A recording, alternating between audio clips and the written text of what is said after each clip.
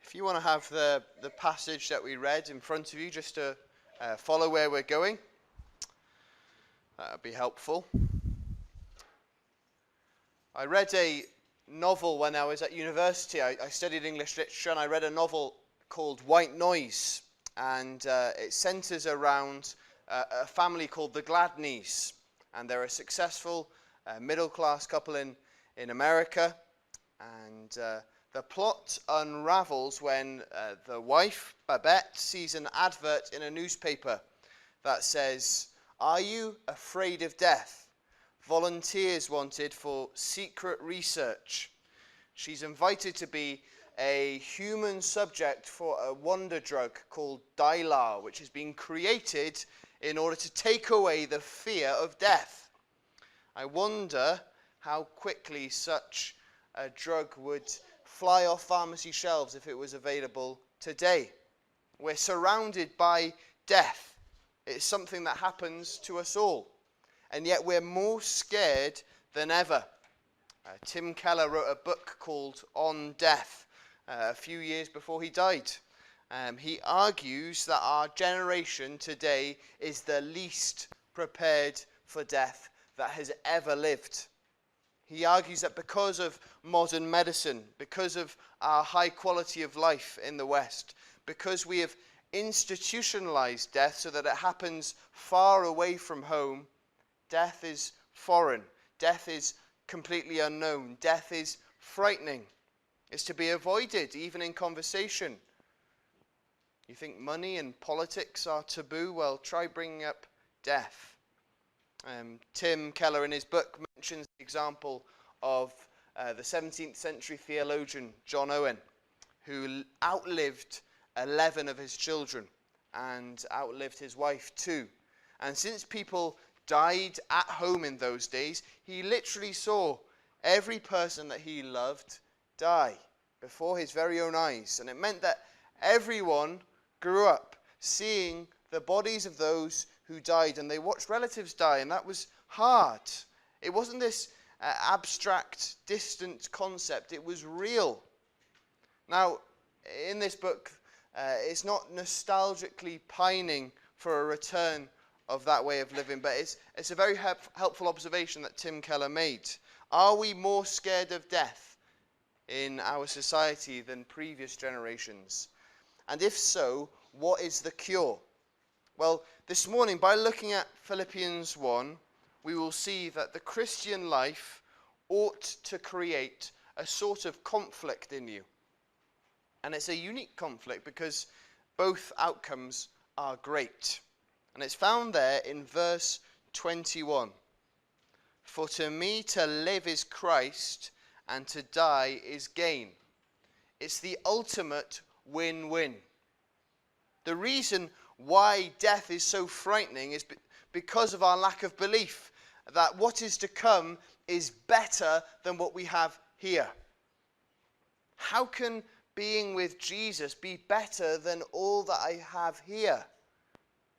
So it's unsurprising that people like Paul, who is in chains while he was writing this letter, those who are struggling with suffering and hardship, they've got a very different outlook to us. And what we'll see this morning is that there are two ways that our life can go as a Christian.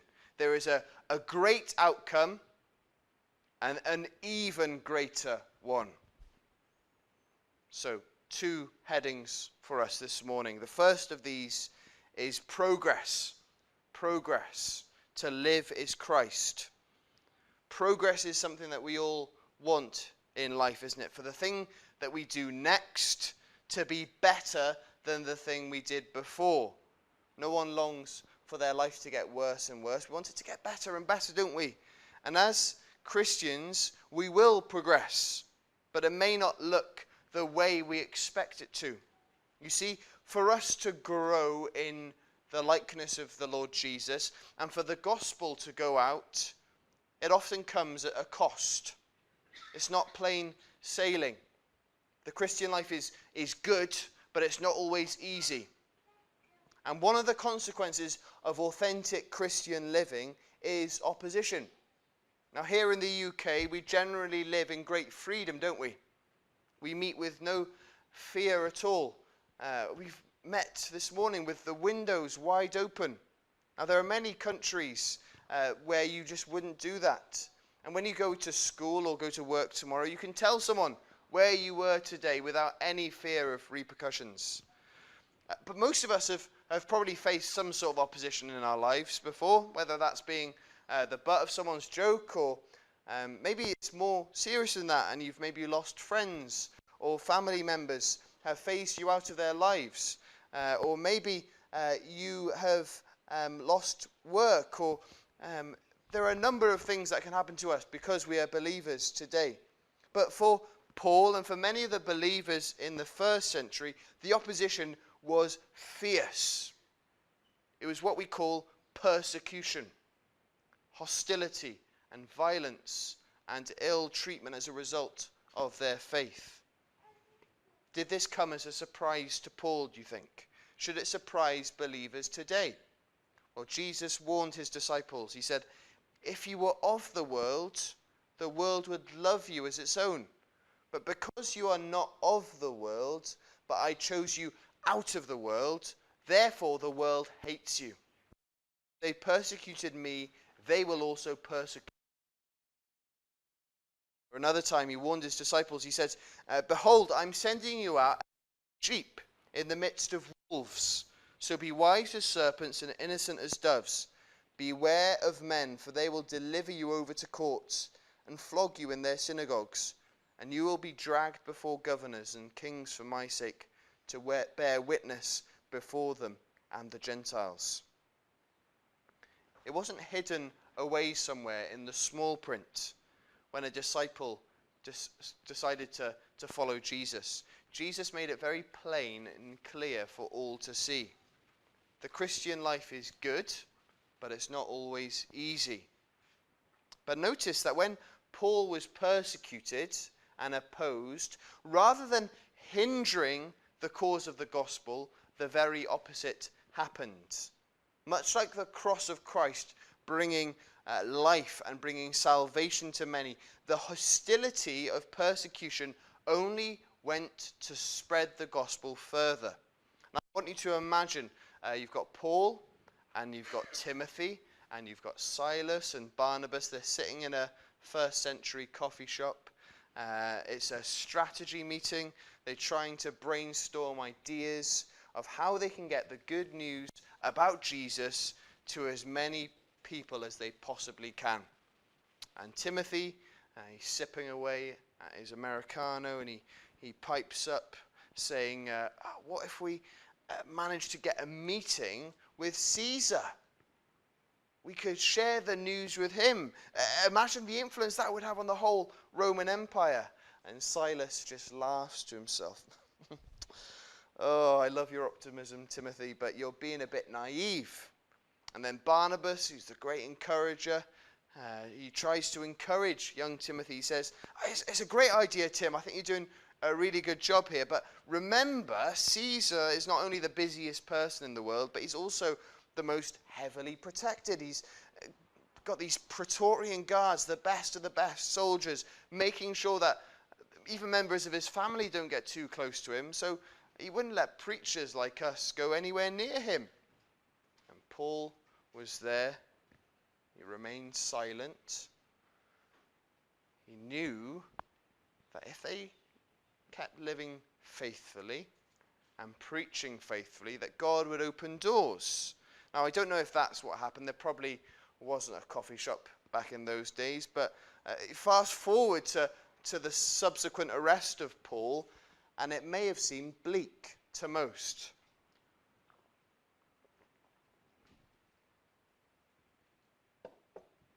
But for Paul, and eventually his supporters, they slowly but surely realized that the gospel was being spread in ways that they just couldn't anticipate. Look at verses 12 to 14 with me. I want you to know, brothers, that what has happened to me has really served to advance the gospel, so that it has become known throughout the whole imperial guard and to all the rest that my imprisonment is for Christ. And most of the brothers, having become confident in the Lord by my imprisonment, are much more bold to speak the word without fear. So Paul is chained to these soldiers 24/7. But that is probably not how Paul saw it. They were the ones being chained to him. He had a captive audience. And every 10 or 12 hours, I'm not sure what Roman shift patterns were, but he had a new person to speak to. And they must have been struck by what they heard. Because if you look ahead with me, look at chapter 4 and verse 22. All the saints greet you, especially those of Caesar's household. The church is growing. The church is being strengthened, not in spite of Paul's imprisonment, but because of it. The most influential people in the world were getting to the gospel shared with them. People were being emboldened, it says, because of Paul's example. Soldiers are putting their trust in Jesus. What are we to make of this? What is the application for us today? Where maybe we'll get to a day where we are sent to prison for our faith, but how can we live these things out for ourselves? Well, the preacher Stephen Lawson challenges us not only to see this as an isolated incident for Paul, but to apply it to our own lives too. This is what he says. I think it's really helpful. No matter what our place in which we may find ourselves, God can use us to advance his word in that very situation. Where is it that you feel restricted in life? Could it be a difficult job? Maybe you feel confined to your house with little children. Maybe you're a salesman and you're confined to your car. Maybe you're a teacher and feel trapped in your classroom. Maybe you're a high school student and you're tied to your class schedule.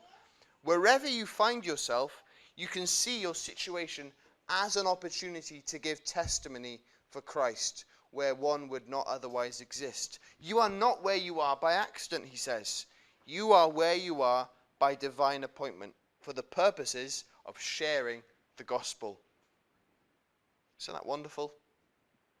What will cause the gospel to thrive?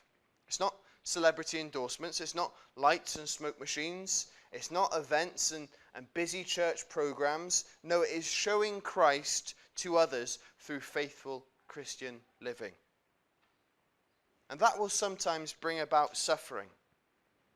But Paul reminds us that suffering is something that is granted to us. Look at verse 29 with me. For it's been granted to you that for the sake of Christ you should not only believe in him, but also suffer for his sake. I think our lives ought to bring about opposition, if not persecution. If you consider history and you consider the state of the world, we are in a tiny, tiny percentage of Christians who enjoy this sort of freedom. And I think that's for two reasons. We've been blessed to live in a Christianized country where we've been either ruled over by Christians or at least by people who are sympathetic towards the Bible. But sadly, I think the main reason why we don't face opposition is that we don't look all that different to unbelievers. There's no real clear distinction between how we live and how others are living. We prioritize and we chase after the same things as the world does. We speak and we act in the same way. We try and do the bare minimum. We try not to cause offense. We try to duck out of difficult conversations. The American preacher Voddie Baucham put it really well when he said, "Suffering is common for all. However, persecution can be avoided," he says. All you have to do is compromise. That is a challenging quote, isn't it? It may be that in our lifetimes that we may have to make a clearer stand for our faith. We may have to draw lines, and there may be consequences for following Jesus, where going to church will result in serious ramifications. Will you hold fast in those times? We see that Paul is confident that he will be released from prison. His main ambition, though, is not being released so that he can be comfortable. It's not so that he can leave his cramped cell. as nice as that would have been, his goal is to serve Christ and work for the cause of him. You see that in verse 22, when he says, if I'm to live in the flesh, that means fruitful labor for me. Yet which I shall choose, I cannot tell. Although he was going to face possible execution for preaching the gospel, he seems to think that God has a plan for him to continue in his ministry when he was released. And look at verse 25 to 28. He says, convinced of this, I know that I will remain and continue with you all for your progress and joy in the faith, so that in me you may have ample cause to glory in Christ Jesus because of my coming to you again. Only let your manner of life be worthy of the gospel of Christ, so that whether I come and see you or am absent, I may hear of you that you are standing firm in one spirit, with one mind, striving side by side for the faith of the gospel, and not frightened by anything by your opponents. This is a clear sign to them of their destruction, but of your salvation, and that from God. Paul knows that the Philippians will be so encouraged if he is able to see them again. They would be especially encouraged if Paul was there in person after his imprisonment. And he calls on them, and he calls on us as Christians today to live in such a way that is worthy of the calling that we've received as believers. And so we see that even through persecution, that God can work. And the same is true today. The church is growing in places like North Korea and in China and Honduras and Haiti, and these places where it's difficult to be a Christian.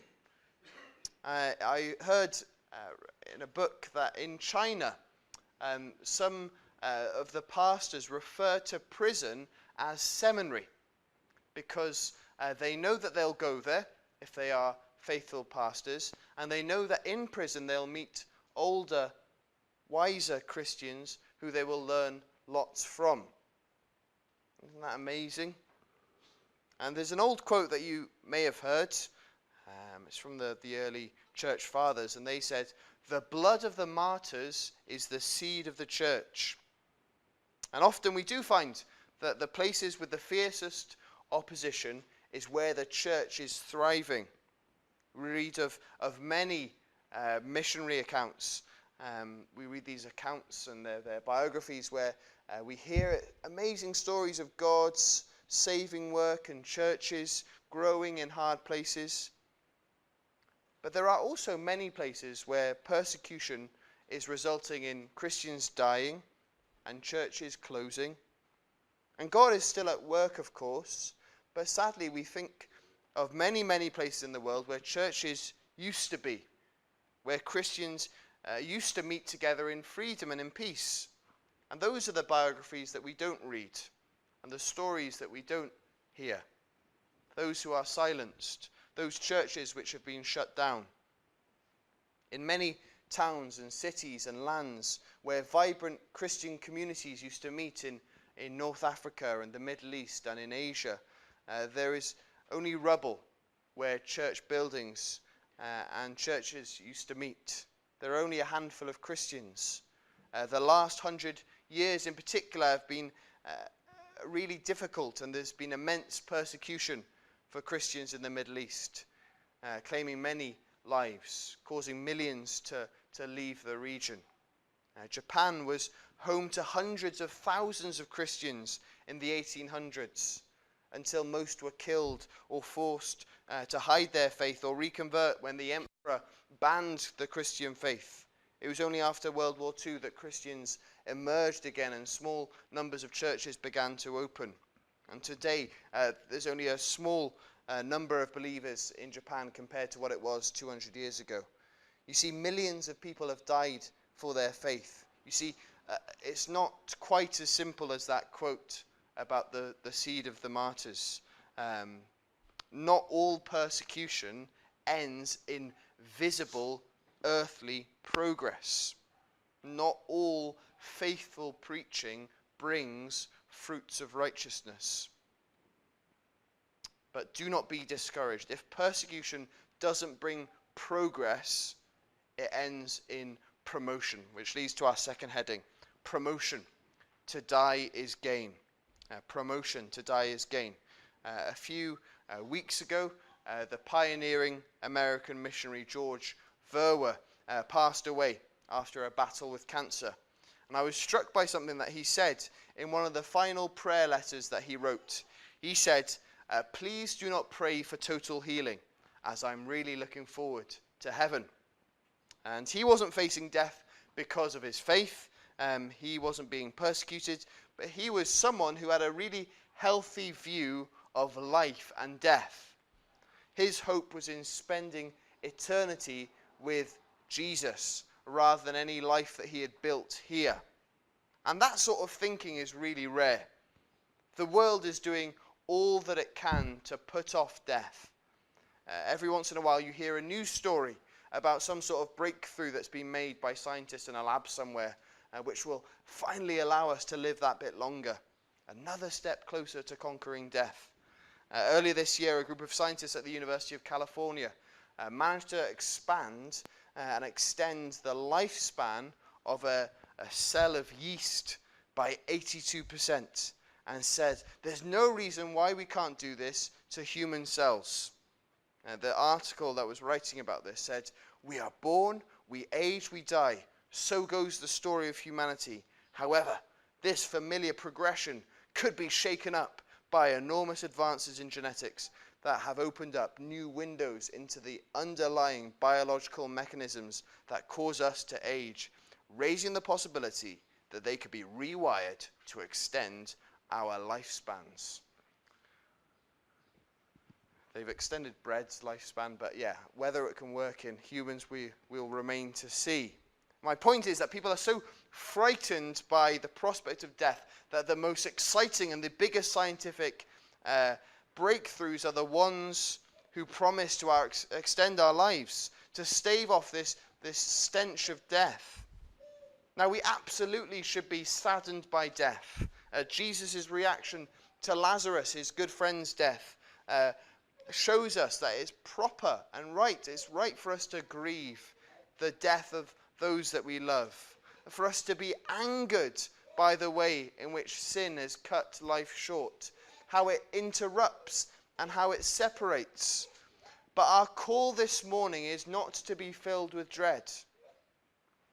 Our deaths, if we are believers, bring about the greatest promotion there is. The struggling sports team longs to be promoted to the top league. It's fantastic that Notts County were promoted, wasn't it? And other teams as well. But every sports team doesn't long to stay in that league. They long to be promoted to higher things. If you're in the working world, the employee at the bottom of the ladder longs to be promoted. It would mean a better life. And a Christian ought to long to be promoted to a higher glory. As much as Paul knew how much progress could be made in life, the help he could be to the Philippians and other Christians, what he longed for most was to be with Jesus. And the only way he was going to be with Jesus was to die. And so we see this conflict within Paul. And look at verse 20. As it is my eager expectation and hope that I will not be at all ashamed, but that with full courage, now as always, Christ will be honored in my body, whether by life or by death. For to me to live is Christ, and to die is gain. If I am to live in the flesh, that means fruitful labor for me. Yet which I shall choose, I cannot tell. There is so much conflict here. If I live, great. More people get to hear about Jesus. If I die, even better. I get to be with the one who I'm so excited to tell others about. And for many of us here this morning, I'm sure the fear of death is all-consuming. And of course, there are others we must think about, the effect that our deaths would have on others. But the good news that the Bible so clearly teaches is that, yes, death comes to all of us, but it's not the full stop. It is a comma that leads to the next part of our story. The Puritan Thomas Brooks said this. This is a wonderful quote. A Christian knows that death shall be the funeral of all his sins, his sorrows, his afflictions, his frustrations, his oppressions, his persecutions. He knows that death shall be the resurrection of all his hopes, his joys, his delights, his comforts, his contentments. We can surely learn from Paul. For Paul, death was the most wonderful outcome of all. The glorious outcome of death was not about the place that he would go to, but the person that he would be with. Paul was, of course, looking forward to heaven, but only because Jesus was there. And if you're not a Christian here this morning, there is something to fear about death. There is something to fear about death, because it's not this gentle turning off of the light. It's not ceasing to exist. Dying without knowing Jesus as our Savior is something awful to happen. Jesus said this, "Do not fear those who kill the body but cannot kill the soul. Rather fear him who can destroy both soul and body in hell." Jesus is saying this, the only thing that is worthy of our worry and our fear is Judgment Day. To stand before God with the long list of all the things that we have done wrong, that is a terrifying thought. But if you've put your trust in Jesus, if he has died for your sins, if your record is his record, if you have put your life in his, then you know true life. He was condemned so that we may be considered righteous. He has risen again so that we may one day do the same. He has prepared a place for us to go and be with him. And he cares for us. Not a single hair can fall from our heads without his knowledge. And that's why we can be bold in the face of death. Back in the 1700s, there was a group of Christians called the Methodists. And after treating several gravely ill Methodists, a doctor was talking to the leader of the Methodists, Charles Wesley. And he said, "Most people die for fear of dying. But I never met with such people such as yours. None are afraid of death.